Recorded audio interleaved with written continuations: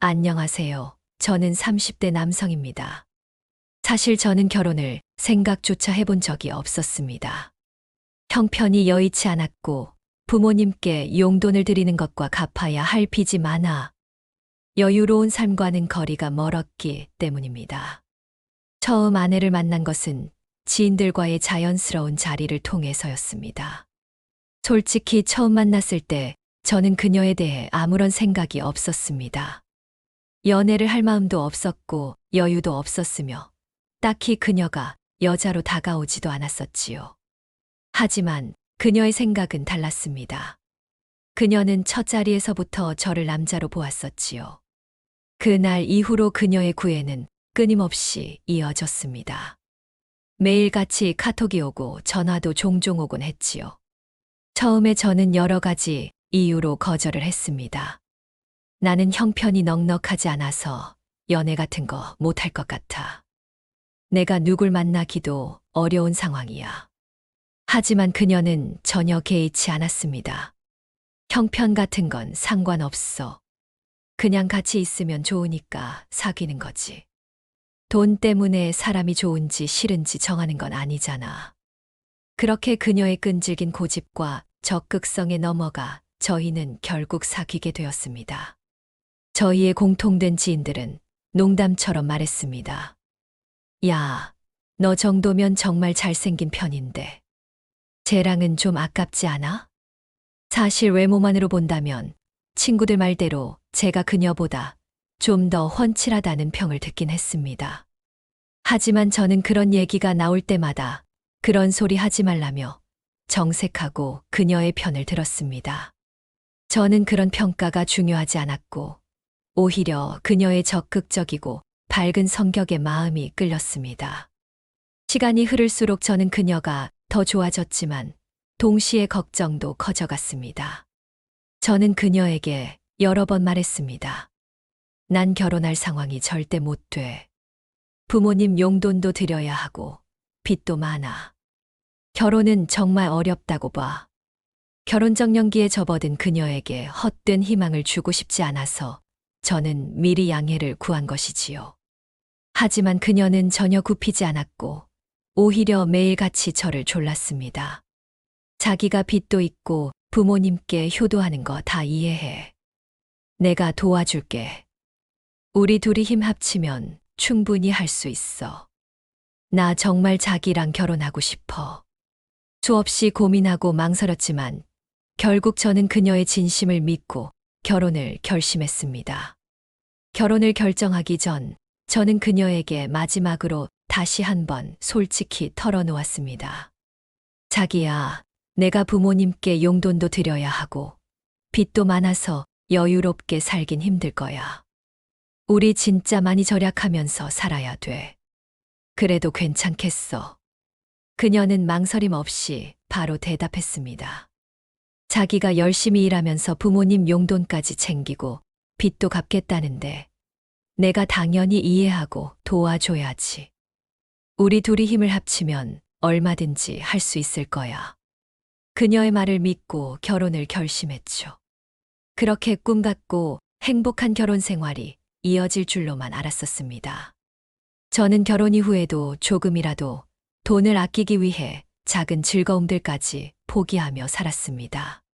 저는 단돈 몇천 원도 아끼려고 좋아하던 커피와 술을 끊고 하루 종일 물만 마시며 생활했죠. 하지만 제 아내는 그와 정반대의 생활을 하고 있습니다. 자기야, 커피를 집에서 타서 마시면 안 돼. 밖에서 사 먹으면 너무 비싸잖아. 그러자 아내는 눈살을 찌푸리며 대답했습니다. 아니, 커피 한 잔도 마음대로 못 마시고 살아야 해. 내가 결혼을 이런 궁상맞은 삶 살려고 한 건 아니잖아. 그리고 하루 한두 잔 사 마신다고 큰일이라도 나. 그럼 조금 저렴한 브랜드에서 사 먹는 건 어떠냐고 물었습니다. 제가 보기엔 커피 맛이 다 거기서 거기였거든요. 하지만 아내는 가장 비싼 브랜드의 커피만 고집했습니다. 저는 아무 말도 할 수 없었습니다. 또 어느 날은 제가 10년 넘게 써서 커버가 해져버린 컴퓨터 의자에 가죽 패치를 붙이고 있는 모습을 본 아내는 짜증 섞인 목소리로 말했습니다. 자기 의자 좀 바꾸자. 정말 왜 이렇게 궁상맞게 살아야 하는지 모르겠어. 보는 내가 다 창피하잖아. 저는 당황해서 아내에게 말했습니다. 우리가 돈을 아껴서 빚도 갚고 부모님 용돈도 챙기기로 했잖아. 자기랑 나랑 분명히 결혼 전에 그렇게 약속했었잖아. 그러자 아내는 한숨을 쉬며 짜증 섞인 목소리로 다시 말을 꺼냈습니다. 그때는 그때고 지금은 지금이야. 그렇게 살다간 우리가 제대로 된 삶을 살 수가 없어. 최소한의 소비는 하고 살아야지. 결혼 전에 약속이 무색하게 아내는 이제 소비를 당연한 듯 여깁니다. 이런 모습에 저는 허탈하고 답답하기만 합니다. 제가 바보같이 혼자 약속을 지키고 있는 걸까요? 분명 아내의 주장대로라면 결혼 후에는 둘이 힘을 합쳐 돈이 더 모여야 하는 게 맞았습니다. 그런데 이상하게도 생활비는 점점 빠듯해지고 돈은 점점 더 부족해져만 갔습니다. 저는 그 이유를 도무지 이해할 수가 없었습니다. 이해할 수 없는 지출이 늘어가자 저는 결국 본업인 웹디자이너 일을 끝내고 집에 오자마자 저녁 식사도 제대로 하지 못한 채 프리랜서 업무를 추가로 맡아 일을 하기 시작했습니다. 늦은 저녁까지 컴퓨터 앞에서 작업하는 저를 보고 아내는 투덜거리기 시작했습니다. 자기야, 집에서도 그렇게 계속 일만 할 거야? 나 좀 봐주면 안 돼? 나 너무 심심하고 외롭단 말이야. 저는 피곤한 눈으로 아내를 쳐다보며 말했습니다. 우리 지금 돈이 너무 부족해. 자기 말대로 살다 보니까 지출이 더 늘었잖아. 나라도 이렇게 더 일해야 생활이 되지. 이거 안 하면 어떻게 빚을 갚고 부모님 용돈을 드려. 그러자 아내는 불만 가득한 표정으로 대꾸했습니다. 아니, 우리가 무슨 사치스러운 생활을 하고 있는 것도 아니잖아. 겨우 커피 몇 잔 마시고 가끔 외식하고 그 정도 하는 게 뭐가 그렇게 큰 죄라고 이렇게까지 일을 해야 돼. 나랑 결혼한 거 후회해. 그녀의 말에 저는 순간 화가 나기도 했지만 억지로 감정을 눌러 참으며 말했습니다. 자기야, 내가 후회해서가 아니라 현실적으로 생활이 어려우니까 그렇지. 내가 자기랑 결혼한 걸 후회하겠어. 그런 말 하지 마. 하지만 아내는 쉽게 기분이 풀리지 않았고 징징대며 계속해서 제 옆에서 불만을 토로했습니다. 그렇게 일만 하면 나는 뭐가 돼? 나 혼자 TV 보고, 나 혼자 밥 먹고. 이게 무슨 결혼 생활이야? 그냥 같이 살기만 하면 다야? 정말 너무 속상해. 그 말에 저 역시 답답함을 참지 못하고 결국 말이 거칠어졌습니다. 그러니까 애초에 내가 결혼 힘들다고 말했잖아. 그런데도 자기 고집으로 결혼 밀어붙였잖아. 그때 분명히 절약하면서 살아야 한다고 말했는데 자기는 결혼만 하면 뭐든 다 잘 될 거라고 했잖아. 지금 와서 왜 이렇게 불만을 말하는 건데? 아내는 그제야 얼굴이 굳어지며 아무 말 없이 방으로 들어갔습니다. 저 역시 그런 아내의 뒷모습을 바라보며 허탈한 한숨만 나왔습니다. 사랑해서 결혼했지만 현실은 점점 더 어려워지고 우리의 사이는 더욱 벌어져만 가는 것 같아 너무 힘들기만 합니다. 앞으로 대체 어떻게 해야 할지 정말 모르겠습니다. 출근 후 회사에서의 하루가 너무나도 길고 지치게 느껴졌습니다. 며칠째 계속되는 늦은 퇴근과 추가 업무 탓에 몸은 이미 지칠 대로 지쳐 있었습니다. 게다가 최근 결혼 후 더 심해진 경제적 압박으로 인해 머릿속은 하루 종일 복잡하기만 했습니다. 점심시간이 되자 동료들은 삼삼오오 모여 오늘은 뭘 먹을지 즐겁게 대화를 나눴습니다. 오늘 날도 더운데 냉면이나 먹으러 갈까? 아니면 돈가스. 동료들이 메뉴를 정하며 밝게 웃는 모습을 보자 저는 어색하게 미소를 지으며 슬쩍 자리를 피해 편의점으로 향했습니다. 사실 냉면 한 그릇쯤은 먹고 싶었지만 점심 한 끼 값도 아껴야만 했던 제겐 삼각김밥 외엔 선택지가 없었습니다. 편의점에서 삼각김밥 하나를 골라 계산대로 가던 중 냉장고에 차갑게 진열된 사이다가 눈에 들어왔습니다. 이거 하나쯤이야. 라는 생각이 잠시 들었지만 이내 정신을 차리고 다시금 마음을 다잡았습니다. 저는 텀블러에 담긴 미지근한 물 한 모금으로 그 아쉬움을 달래야 했습니다. 삼각김밥으로 끼니를 때우고 자리로 돌아와 일을 하다가 문득 부모님께 전화를 드려야겠다는 생각이 들었습니다. 결국 휴대폰을 들고 조용히 비상구 쪽으로 나가 전화를 걸었습니다. 어머니가 밝은 목소리로 전화를 받으셨습니다. 아들, 웬일이야? 회사 아니니? 저는 망설이다 어렵게 말을 꺼냈습니다. 어머니, 죄송한데요. 다음 달부터 보내는 용돈을 조금 줄여야 할 것 같아요. 결혼하고 나서 이것저것 돈 들어갈 일이 많아져서요. 수화기 넘어 잠시 침묵이 흐르더니 어머니는 오히려 제 걱정을 하셨습니다. 아유, 괜찮아. 우리가 용돈 바라려고 널 키웠니? 우린 괜찮으니까 너희 생활부터 챙겨. 힘내고 건강하게만 지내. 어머니의 다정한 목소리에 죄책감과 미안함이 몰려왔습니다. 전화를 끊고 나니 오히려 마음은 더 무겁고 괴로웠습니다. 퇴근길 점심에 먹었던 삼각김밥은 이미 소화가 다 되어 배에서 허기가 느껴졌습니다. 그래도 집 냉동실에 얼마 전에 마트에서 대량 구매해 놓은 불고기가 있다는 생각에 발걸음은 빨라졌습니다. 어서 가서 그 불고기 좀 해동해서 먹어야겠다. 현관문을 열고 들어서자 낯선 향긋한 음식 냄새가 저를 맞이했습니다.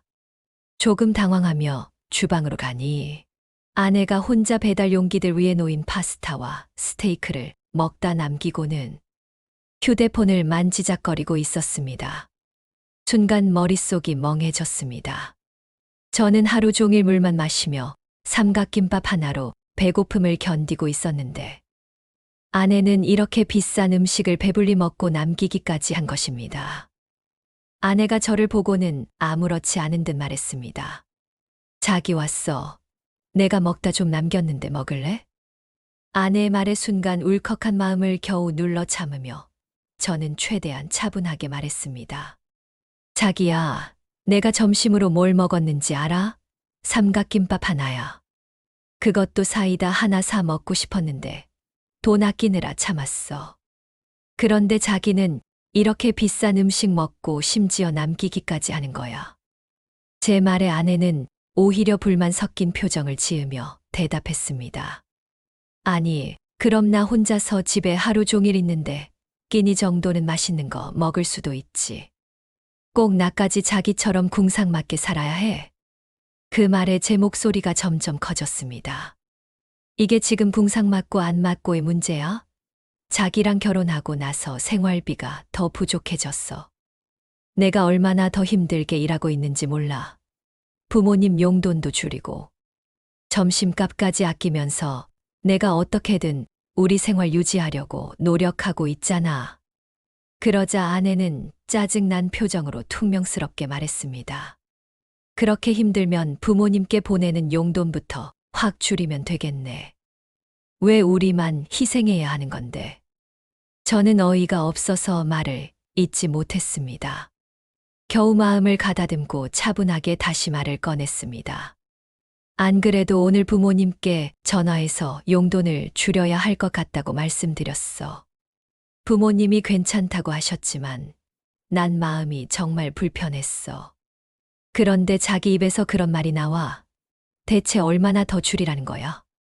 아내는 제 말에 잠시도 망설이지 않고 단호하게 말했습니다. 줄이는 김에 확 줄이라고. 아예 보내지 말든가. 우리가 이렇게 힘든데 꼭 그 용돈을 보내야겠어. 순간 제 인내심은 바닥나 버렸습니다. 목소리가 격앙되며 제가 강하게 되물었습니다.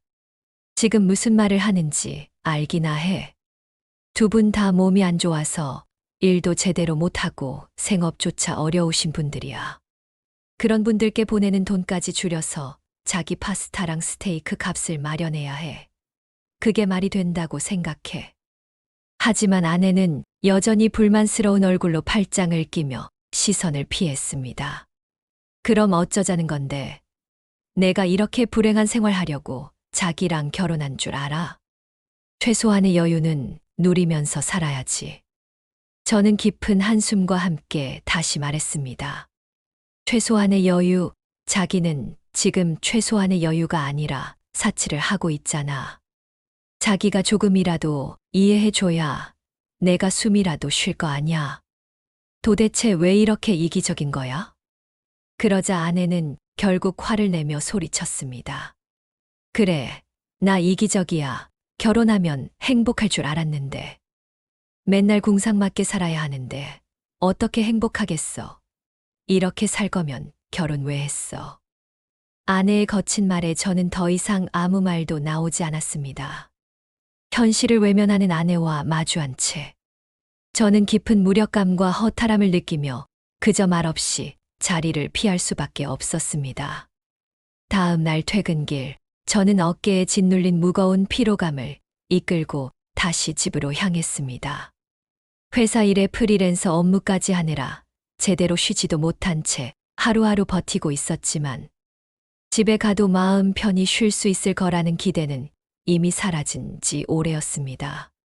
집 현관문을 열고 들어서자 아내가 휴대폰을 보며 소파에 누워 있었습니다. 저를 보자마자 아내는 인사조차 없이 대뜸 불만 섞인 목소리로 말했습니다. 자기야, 오늘 내 친구 민지 만났는데 민지 남편 이번에 또 승진해서 호봉 엄청 올랐대. 무슨 금융사라 그런지 연봉도 높고 복지도 진짜 좋대. 우린 언제쯤 그런 삶 좀 살아보냐?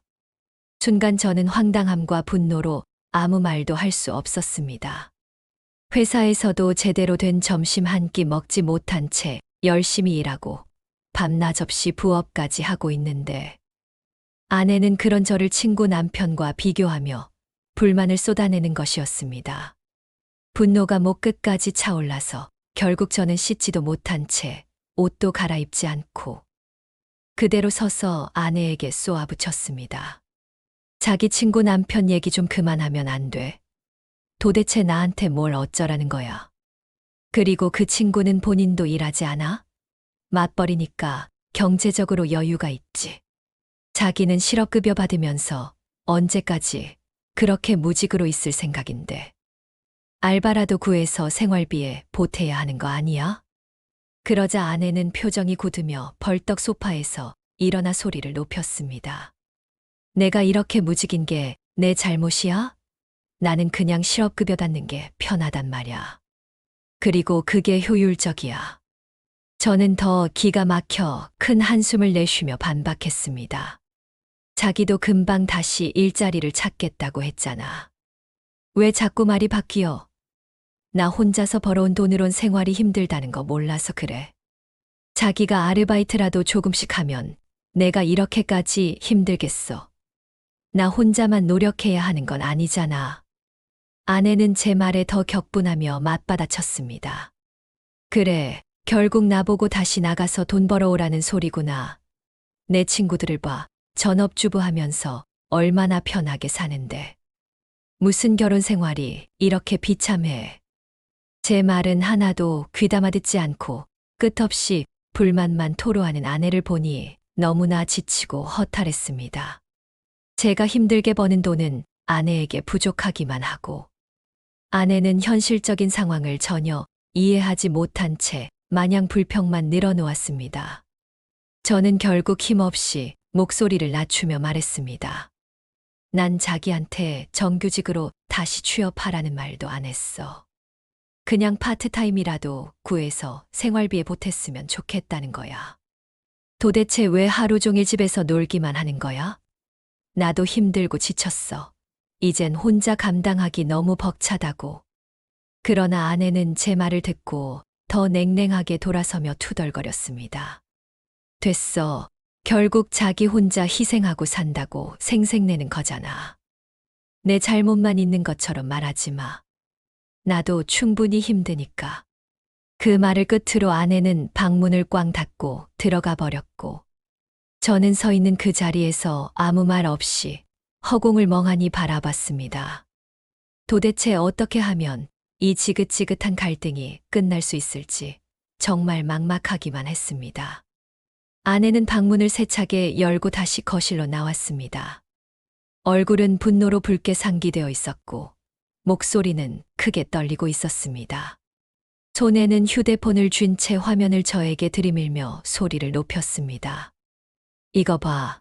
민지가 남편한테 받은 생일 선물이야. 명품백에다가 비싼 레스토랑에 호캉스까지 갔어. 자기랑 나랑 결혼하고 나서. 이런 호사 누려본 적 있어. 난 한 번도 없다고.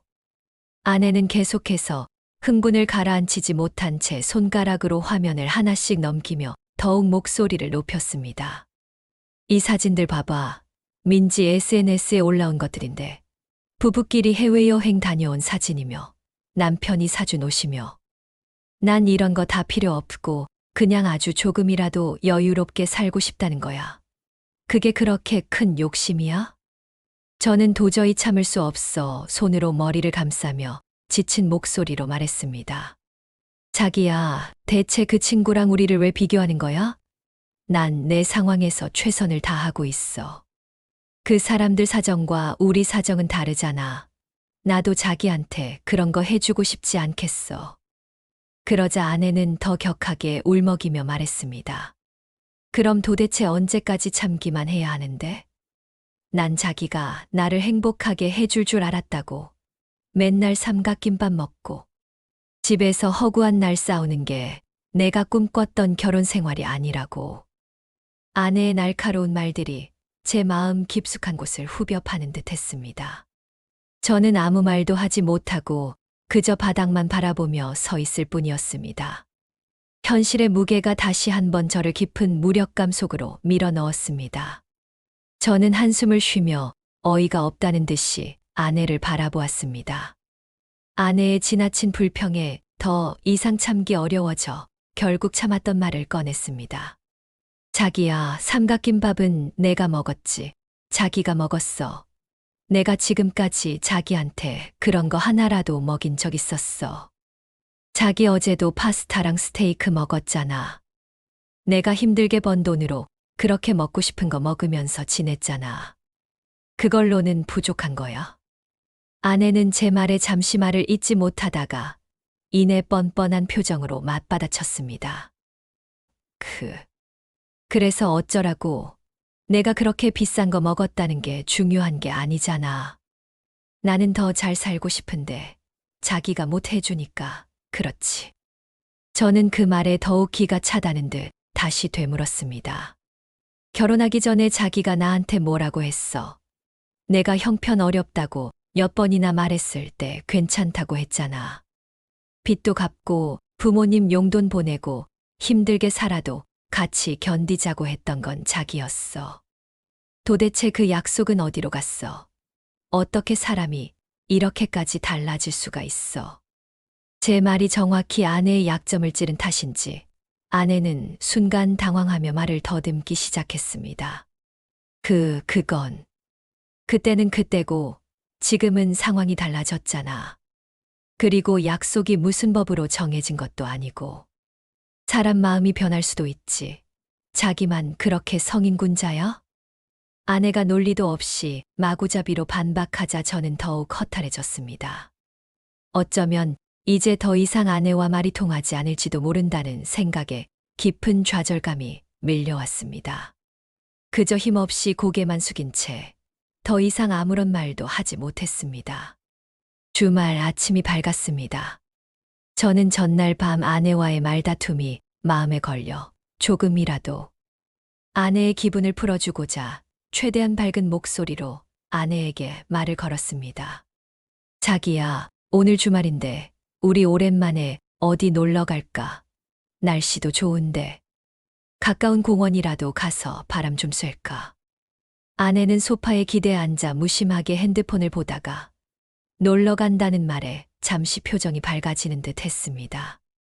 하지만 이내 입을 삐죽 내밀고 제게 말했습니다. 놀러 가는 것도 좋은데 이제 우리도 차 좀 있으면 좋겠다. 맨날 지하철 타고 다니는 것도 지겹지 않아? 차 있으면 훨씬 편하게 다닐 수 있잖아. 저는 차라는 단어가 나오자 얼굴이 어두워졌습니다. 조심스럽게 저는 아내에게 말했습니다. 자기야, 나 지금 지하철로 출퇴근하는데 아무 문제 없고 주말에 가끔 놀러 가려고 차 사는 건 솔직히 비합리적이지 않아. 무엇보다 우리 상황에 차를 사는 게 맞나 싶어. 그러자 아내는 바로 날카롭게 받아쳤습니다. 요즘 같은 시대에 차 없는 집이 어디 있어. 나도 평일에 혼자 어디 나갈 때 차 있으면 좋고. 차가 있어야 자기랑 주말에도 멀리 다닐 수 있지. 매번 대중교통으로 다니니까 놀러 가는 것도 힘들고 짜증나잖아. 저는 잠시 고민하다가 어쩔 수 없다는 듯한 표정을 지으며 타협안을 제시했습니다. 알았어. 그러면 우리 상황 생각해서 경차 중고라도 하나 알아볼까? 그러면 부담도 덜하고 그래도 자기가 원하는 대로 차도 있고 하니까. 그런데 제 말을 듣자마자 아내의 얼굴이 굳어졌습니다. 곧바로 짜증 섞인 목소리로 말했습니다. 경차 중고, 그걸 누가 타고 다녀? 내가 무슨 대학생이야. 그것보다는 차라리 없는 게 낫지. 저는 순간 또다시 허탈감이 몰려왔습니다. 제 나름대로 타협안을 내놓았음에도 아내는 받아들이려 하지 않았습니다. 결국 말없이 아내의 눈치를 보며 긴 한숨을 내쉴 뿐이었습니다. 이번 주말 역시 평화롭게 보내긴 어려울 것 같다는 생각이 들며 마음이 더욱 무거워졌습니다. 마침 그때 초인종이 울렸습니다. 순간 의아했지만 문을 열자 익숙한 장모님의 모습이 보였습니다. 장모님은 자주 미리 연락 없이 오시곤 했기에 저는 내심 좋지 않았지만 익숙한 일이어서 애써 웃으며 맞이했습니다. 장모님은 들어서자마자 자연스럽게 소파에 앉으셨고 아내는 이때다 싶었는지 바로 장모님에게 차 얘기를 꺼내기 시작했습니다. 엄마 생각은 어때? 우리 이제 차 좀 사야 하지 않아? 난 진짜 힘들어서 더 이상 차 없이 못 살겠어. 장모님은 반가운 듯 눈을 빛내며 아내의 의견에 즉각 동의했습니다. 요즘 차 없는 젊은 부부가 어딨니? 당연히 있어야지. 요새는 차 2대 굴리더라. 하다못해 하나는 있어야지. 갑작스럽게 장모님과 아내에게 동시에 압박을 받게 된 저는 머리가 아파왔습니다. 그러나 최대한 침착하게 미소를 유지하며 천천히 설득했습니다. 장모님, 지금 저희가 형편이 썩 좋지 않아서요. 제가 아직 빚도 있고 부모님 용돈도 드리고 있어서 조금만 더 상황 보고 결정하려고요. 나중에 더 여유 생기면 좋은 차 살게요. 지금 당장은 조금 힘들어서요. 최대한 공손하고 부드럽게 말했지만 장모님과 아내의 표정은 여전히 차갑고 못마땅했습니다. 장모님은 약간 불쾌한 목소리로 말씀하셨습니다. 에휴, 사위가 그렇게 얘기하면 내가 할 말은 없다만 그 정도도 못 해줄 형편이면 내 딸 데려가서 고생시키지 말았어야지. 요즘 다들 기본적으로 갖고 있는 거잖아.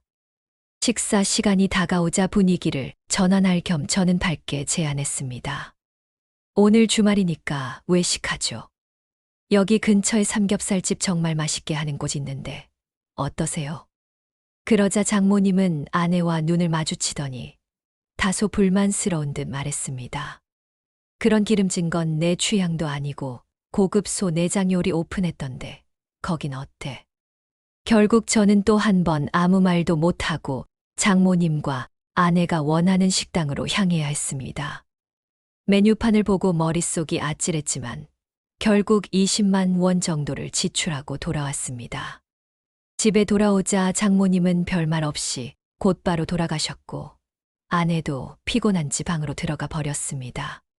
저는 답답한 마음에 다시 밖으로 나와 홀로 담배를 꺼내 피웠습니다. 담배 연기가 하늘로 흩어지는 걸 보며 이제 담배마저 끊어야 하나 하는 생각에 마음이 더 답답했습니다. 한숨을 쉬다가 문득 부모님 생각이 나서 휴대폰을 꺼내 영상통화를 걸었습니다. 화면 속에서 엄마가 능숙하게 전화를 받으셨고, 저는 웃으며 말씀드렸습니다. 엄마, 영상통화 정말 잘 받으시네요. 저번에 가르쳐 드린 거, 이제 완전 마스터하셨네. 엄마는 환하게 웃으시며 화답했습니다. 그럼, 우리 아들이 친절하게 가르쳐 준 건데 잘해야지. 그런데 엄마와 영상통화를 하는 도중 화면에 잡힌 저녁 식탁을 보자 순간 가슴이 턱 막혔습니다. 식탁에는 물에 말아 드시는 밥, 김치 몇 조각, 그리고 소박한 나물 몇 가지뿐이었습니다. 충격과 미안함으로 저는 급하게 말을 꺼냈습니다. 엄마, 아버지랑 너무 그렇게 드시지 말고 좀 잘 드시지. 제가 조금 더 보내드릴까요?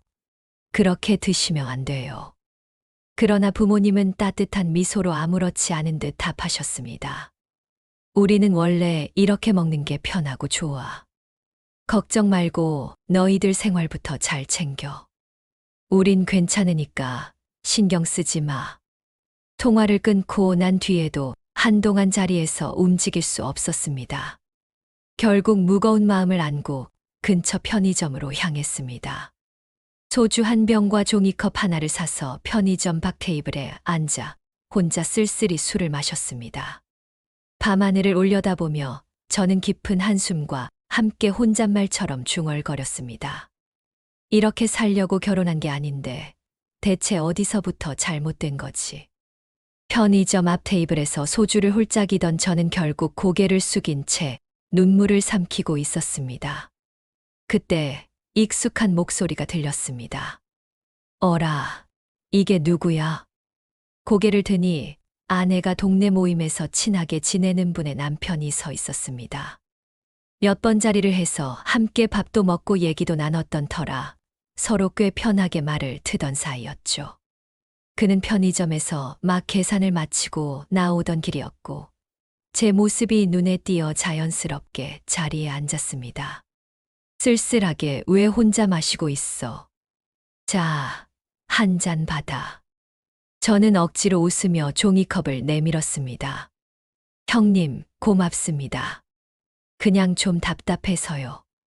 그는 제 표정을 한번 훑더니 소주를 한 모금 삼키고 조심스럽게 말을 꺼냈습니다. 무슨 일이 있는 거야? 저는 간단하게 오늘과 최근에 있었던 일들을 풀어놓았습니다. 고심히 제 얘기를 듣더니 그분은 말씀하셨죠. 사실 너한테 이 얘기를 해야 하나 말아야 하나 망설였는데 너가 듣는 게 나을 것 같다. 네 아내 요즘 모임에서 하는 얘기 좀 과해. 과하다니요. 네가 웹 디자이너가 아니라 디자이너들을 총괄하는 임원이라고 했다더라. 또 외제차 계약해놨는데 워낙 고급 모델이라 출고가 오래 걸린다고도 하고 지금 집은 잠깐 전략적으로 머무르는 곳이고 원래 가진 집이 따로 있다고도 하고 저는 순간 말문이 막혔습니다. 형, 진짜 그렇게 말했답니까? 그는 고개를 끄덕였습니다. 처음엔 농담인가 했는데 반복해서 사실처럼 말하니까 다들 그렇게 아는 분위기야. 솔직히 나는 속으로 좀 이상한데 싶었지. 아무튼 정작 넌 모를 수 있겠다 싶었어. 어이가 없어 웃음도 나오지 않았습니다. 고개를 떨군 채 컵만 만지작거리다 겨우 목소리를 냈습니다. 저는 오늘 점심도 삼각김밥 하나 먹고 부모님 용돈 줄인다고 전화드리고 그 죄책감에 눈물 흘리다 여기 앉은 건데 밖에선 제가 임원의 외제차 대기 중이라니. 대체 왜 그러는 거죠? 형은 제 어깨를 툭 치며 낮게 말했습니다. 허세 체면 비교. 그 셋 중 하나겠지. 현실이 마음에 안 들 때 사람은 거짓말로라도 체면을 세우려 해. 근데 문제는 그걸 네가 모른 채 방치하면 너만 더 힘들어진다는 거야. 저는 한숨을 길게 내쉬었습니다. 이젠 무슨 말을 해야 할지, 어떻게 해야 할지 모르겠어요. 그는 소주를 한 번 더 삼키고 잔을 탁 내려놓더니 낮은 목소리로 말했습니다. 힘들다는 말만 100번 해봐야 감정 싸움 된다. 카드값, 공과금, 부모님 용돈, 너가 벌어오는 돈, 아내가 쓰는 돈 그냥 쫙 적어서 보여줘. 말로만 하면 그 정도가 뭐가 힘들어. 이러는데 숫자는 딱 말문을 막거든. 저는 고개를 끄덕였습니다. 형은 잔을 채워주며 계속 말을 이었습니다. 그리고 결정할 것들 있잖아. 차를 사네 마네, 외식을 어디서 하네, 이런 거. 그때마다 장모님이 끼어들면 선을 그어. 예의 지키면서도 선은 분명하게. 내가 계속 2대1로 맞으면 결과는 뻔해. 저는 씁쓸하게 웃으며 말했습니다. 그게 쉽지가 않네요. 말만 꺼내면 벌써 분위기가 험악해져서. 형이 한숨을 쉬며 제 어깨를 툭 쳤습니다. 그럼 규칙을 만들어. 생활비, 여가비, 저축 통장 나눠서 이 안에서 쓰자고 합의해. 자기가 커피를 사든 파스타를 시켜 먹든 그 통장 안에서 해결하면 내가 뭐라 할 명분도 없어지고 반대로 넘어서면 본인이 알아서 눈치 보게 되지. 저는 조용히 잔을 들었다가 내려놓았습니다. 형은 말끝을 조금 낮추며 덧붙였습니다. 그리고 상담도 한번 생각해봐. 부부 상담이든 재무 상담이든. 우리가 꼬였구나 인정하고 제3자한테 구조 잡아달라고 하는 게 오히려 빠를 때도 있어. 그게 우리가 틀렸다는 증거가 아니라 우리가 잘 살고 싶다는 의지야. 잠시 침묵이 흘렀습니다. 형이 마지막으로 조금은 단호하게 말했습니다. 마지막으로 너무 착하게만 살지 마라. 네가 다 떠안고 괜찮아, 괜찮아 하면 결국 본인이 먼저 무너져. 네 감정도 지켜. 여기까진 내가 참을 수 있어. 근데 이 선 넘으면 안 된다. 그걸 너 스스로 정해두라고. 저는 입술을 꼭 깨물며 고개를 끄덕였습니다. 형, 진짜 고맙습니다. 누가 이런 얘기 해준 게 얼마만인지 모르겠어요. 형은 잔을 들어 제 잔에 가볍게 부딪혔습니다. 괜찮아. 내일 술 깨면 바로 표부터 만들어. 말로 싸우지 말고 현실을 같이 보자고. 그게 첫 걸음이야. 저는 그 소리를 들으며 마음 한켠에서 아주 조그마한 용기가 생기는 걸 느꼈습니다. 하지만 동시에 그 용기를 꺼내드는 순간 또 어떤 폭풍이 몰아칠지 모른다는 두려움도 함께였죠. 그래도 이제는 시작해야겠다고 그렇게 마음속으로 다짐했습니다. 집에 돌아오니 이미 밤이 깊어 있었습니다. 술 기운이 올랐다 내려갔다를 반복했고 목 끝까지 차오른 말들이 혀끝에서 맴돌았지만 꾹 참았습니다. 또 싸우면 끝이 없을 게 뻔했거든요. 내일 얘기하자 그게 나아 그렇게 스스로를 달래며 그대로 잠에 들었습니다. 다음 날 아침 최대한 차분한 목소리로 아내에게 말을 꺼냈습니다. 우리 이제 정말 정해야 할 것 같아.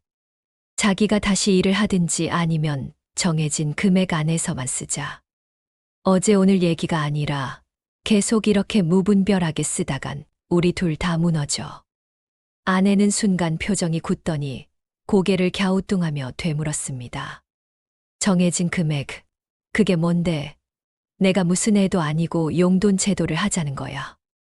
저는 미리 프린트해둔 가계표를 꺼내 테이블 위에 놓았습니다. 카드값, 공과금, 월세, 대출 상환, 부모님 용돈, 최소 생활비, 그리고 지금까지 빠져나간 잡다한 소비 내역들. 한 줄 한 줄 표시한 숫자들이 그대로 적혀 있었습니다. 우리 지금 이만큼 들어오고 이만큼 나가. 빚 갚을 돈도 여기서 나가야 하고 부모님 용돈도 줄어든 상황이야. 어제 장모님이랑 외식한 그 20만 원도 여기 들어있고 자기가 한 달 동안 쓴 커피가 배달비까지 다 합치면 이게 적은 게 아니야. 아내는 그 종이를 흘끗 보더니 코웃음을 쳤습니다. 아니, 다른 집들도 다 이 정도는 써. 나만 쓴다고 생각하지 마. 친구네 봐봐. 월세도 더 비싸고 애도 키우는데도 잘만 살아. 우리만 유독 빠듯한 것처럼 말하지 마. 또다시 등장한 다른 집 비교. 저는 깊게 숨을 들이마시고 최대한 논리를 유지하려 애썼습니다. 다른 집 얘기 좀 이제 그만하자.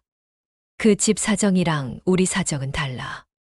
우리가 감당할 수 있는 선이 있고 없는 선이 있는 거잖아. 자기가 일을 다시 시작하면 나도 이렇게까지는 안 해도 돼. 아니면 적어도 이 범위 안에서만 쓰자고. 내가 자기를 통제하려는 게 아니라 우리 둘 다 살려고 하는 거야. 하지만 아내는 이미 제 말을 귀담아 듣지 않는 눈치였습니다. 종이를 구겨버릴 듯 움켜쥐다가 다시 탁자 위에 던지듯 내려놓으며 말했습니다. 그럼 당신은 뭐 얼마나 아껴서 살았다고 맨날 나만 뭐라 하는데 삼각김밥 얘기 또 할 거야? 내가 삼각김밥 먹으라고 짐이라도 싸줬어. 당신이 선택한 거잖아. 그 말에 속이 부글부글 끓는 걸 느꼈지만 어제 형에게 들은 말이 머릿속을 스쳤습니다. 숫자로 보여줘. 말로 싸우지 말고 현실을 같이 보자. 저는 다시 한번 종이를 가리켰습니다. 여기 있는 숫자가 현실이야. 나도 더 벌어오려고 프리랜서 일까지 붙잡고 점심도 제대로 못 먹었어. 근데 자기는 솔직히 이 정도 쓰고도 나는 안 썼다고 말하면 내가 뭐라고 해야 할지 모르겠다. 아내는 잠시 말문이 막힌 듯 했지만 곧바로 또 다른 집을 끌고 왔습니다. 어제도 말했지만 요즘 다들 차 한 대쯤은 있어. 주말마다 호캉스도 가고 맛집도 다니고 우리만 왜 이렇게 쪼들리게 살아야 하는지 이해가 안 가. 말이 통하지 않는다는 무력감이 밀려왔습니다. 저는 결국 의자를 끌어당겨 앉으며 말했습니다. 그럼 우리도 방법을 찾자.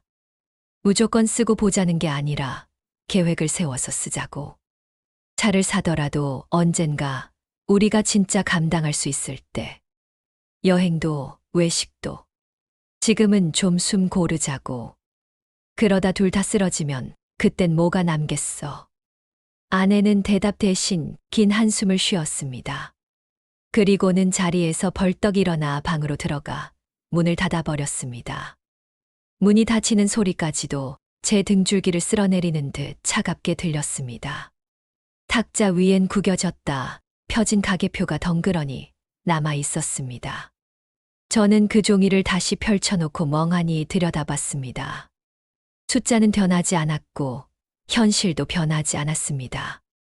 단지 우리가 그 현실을 함께 볼 준비가 되어 있지 않은 것뿐이었습니다. 그날 하루 종일 저는 말의 무게와 한계에 대해 생각했습니다.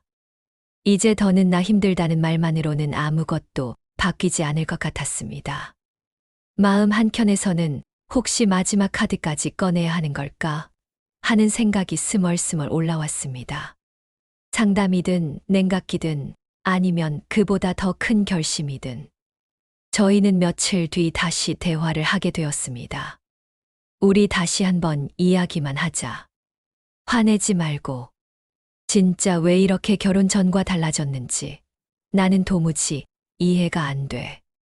그때는 분명 절약하자, 힘든 것 같이 버티자고 했잖아. 자기는 왜 마음이 바뀐 거야? 내가 뭘 더 잘하면 될까? 도대체 어떻게 하면 좋겠어? 아내는 한참을 입을 다물고 있다가 겨우 내뱉듯 말했습니다. 그냥 이렇게 사는 게 너무 답답해. 난 좀 사람답게 살고 싶어.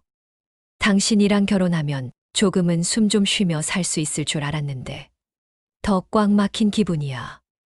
그럼 구체적으로 어떻게 해야 자기가 답답하지 않을까? 내가 뭘 바꾸면 될까? 아니면 우리가 뭘 바꾸면 될까? 저는 정말로 답을 듣고 싶었습니다. 그러나 돌아온 건 여전히 모호하고 감정적인 말뿐이었습니다. 몰라. 그냥 지금 이 모든 게 싫어. 뭐 하나도 마음대로 되는 게 없어. 나한테 그만 써라, 아껴라라고만 하지 말고 나도 좀 살게 놔두라고.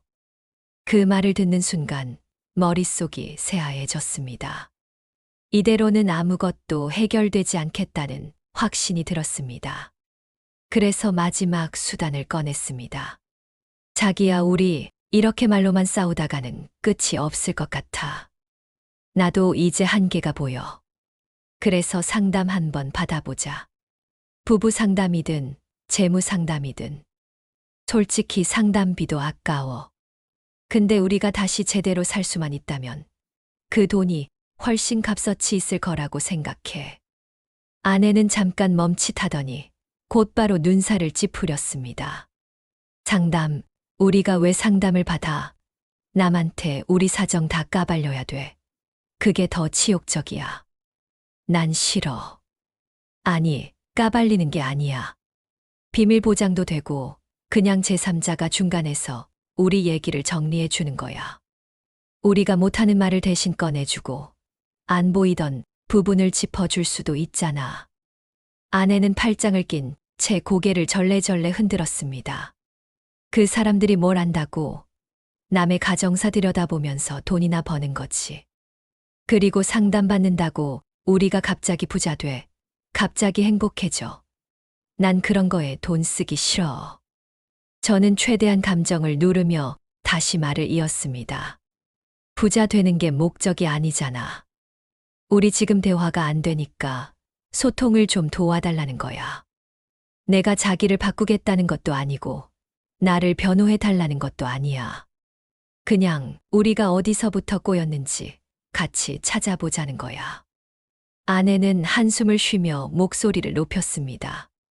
왜 자꾸 우리가 문제 있다고 몰아가? 나 문제 있는 사람 만들지 마. 상담이라니 듣기만 해도 기분 나빠. 내가 그렇게 이상해 보여. 멀쩡히 잘 살고 있는데 당신이 자꾸 문제라고 규정하니까 문제처럼 느껴지는 거야. 저는 손을 들어 올렸다가 허공에 멈춰 세웠습니다. 잠시 눈을 감았다가 다시 뜨며 차분히 말했습니다. 자기야, 문제 있다는 게 아니라 힘들다는 거잖아. 우리 둘 다. 그래서 전문가 도움을 받자고 한 거야. 내가 감당할 수 있어서 말하는 게 아니야. 나도 지쳐. 그러니까 이번만큼은 제발 한 번만 같이 가주면 안 될까? 아내는 고개를 돌린 채 입술을 삐죽 내밀었습니다. 나는 싫어. 우리 가정일은 우리가 해결해야지. 남이 끼어드는 순간 더 복잡해져. 그리고 내가 왜 낯선 사람 앞에서 눈물 흘리고 내 속 얘기해야 되는데. 단 한 번도 그런 거 생각해 본 적 없어. 절대 안 해. 그럼 재무 상담만이라도. 그냥 숫자만 놓고 전문가가 구조 만들어주면. 숫자, 또 숫자야? 어제도 카드값 어쩌고 가계부 어쩌고 이제는 외부 사람까지 끌어와서 날 옥죄려고 하는 거야? 싫다고 했지. 아내의 목소리가 더 커졌고 저는 순간 말문이 막혔습니다. 제 의도가 왜곡되어 전해지는 느낌이었습니다. 같이 살기 위한 마지막 제안이 나를 통제하려는 억압으로 받아들여지고 있다는 무력감이 밀려왔습니다. 저는 마지막 힘을 짜내듯 거의 읊조리다시피 말했습니다. 나 진짜 마지막으로 제안한 거야. 우리 둘 이대로 가면 정말 안 될 것 같아서. 내가 상담비까지 감수하겠다고 한 건 그만큼 절실해서였어. 그래도 싫어? 아내는 눈을 꿈쩍도 하지 않고 단호하게 고개를 저었습니다. 응, 싫어. 끝. 그 한마디에 가슴 밑바닥이 툭 꺼지는 느낌이 들었습니다. 무언가가 끊어지는 소리가 귓속에서 울린 듯 했습니다.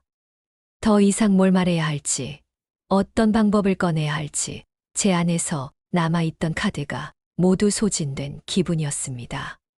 입술이 바싹 마르고 목이 뜨겁게 타올랐습니다. 그럼에도 말은 나오지 않았습니다. 아내는 짧게 나 먼저 방에 들어간다라고만 남긴 채 문을 닫았습니다. 문이 닫히는 소리가 유난히 크게 느껴졌습니다. 그 소리가 마치 지금까지 간신히 이어오던 대화라는 줄을 확 끊어버린 듯 했습니다. 남겨진 거실은 너무 조용했고 초침 소리만이 허공에 쿵쿵 울리는 것 같았습니다. 그 순간 저는 깨달았습니다. 숫자도 타협도 대화도 상담도 모두 거부당한 지금 저는 정말 어디로 가야 할지 모르겠다는 것을요. 그리고 정말 깊은 절망이 가슴 속으로 미끄러져 내려갔습니다. 피디님, 여기까지가 제 이야기입니다. 저는 이제 어디에서부터 어떻게 손을 대야 할지 모르겠습니다. 숫자로 보여줘도 타협안을 내놔도 마지막으로 제안한 상담조차 거부당했습니다. 제가 더 단호해져야 할까요? 아니면 더 내려놓고 포기해야 할까요? 이제는 정말 모든 게 내 잘못인 건지 헷갈리기까지 합니다. 제 감정과 제 부모님, 그리고 제 삶을 지키면서도 이 결혼을 유지할 방법이 있을까요? 정말 어떻게 하면 좋을까요? 네, 이렇게 사연을 들어보았습니다. 참으로 안타깝다는 생각이 드네요. 몇몇 분들은 젊은 여자라면 돈도 쓰고 싶고 그럴 수 있다라고 생각하실 수도 있겠지요. 남편분이 절약을 하시니까 여자분이 답답해할 수 있다고 말할 분도 계실 수 있고요. 하지만 제 생각은 다릅니다. 거꾸로 생각해보죠. 남편분이 현재와 같은 상황 속에서도 현재를 즐기자라는 타입이고 돈도 시원하게 쓰는 타입이라고 해보죠. 그러면 과연 아내분은 행복해질 수 있을까요? 아니요. 저는 더 파국으로 치닫고 말 거라고 예상합니다. 지금 남편분이 절약을 하니까 그나마 가정이 유지가 되고 있다고 생각합니다. 상황이 충분히 여유로움에도 불구하고 절약을 강조하고 아내를 옥죄한다면 그것은 중도를 지키지 못하고 과한 게 맞습니다.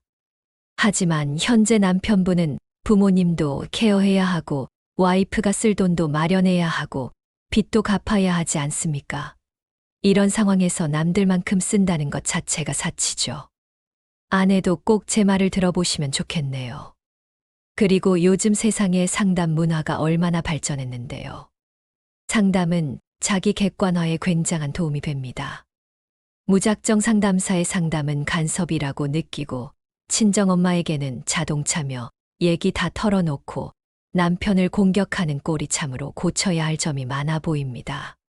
청취자분들은 어떤 생각을 가지고 계신지 궁금하네요. 특별한 의견이 있으시다면 댓글 남겨주세요. 그리고 구독과 좋아요도 잊지 마시고요. 항상 사랑합니다. 감사합니다. 청취자 여러분.